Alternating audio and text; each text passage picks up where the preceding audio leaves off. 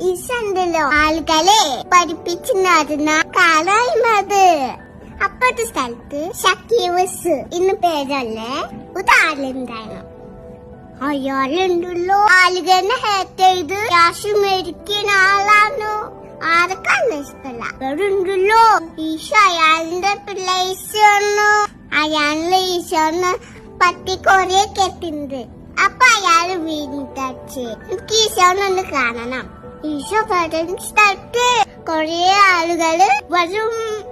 ഈ ഷക്കീവസ് ഒരു ഷോർട്ട് മാങ്ങായിരുന്നു. അയാൾക്ക് ഈശോനെ കാണാൻ പറ്റില്ല. കൊറേ ആളുകൾ നെക്കില്ലേ. അപ്പോഴുണ്ടല്ലോ ഈശോ നടന്ന് വരാൻ വരിയില്ലേ ഒരു ട്രെയിനുണ്ട്.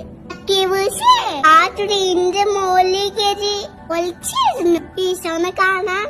അപ്പൊ ഈശോ ആ വരിക്കോട്ട് വന്നു.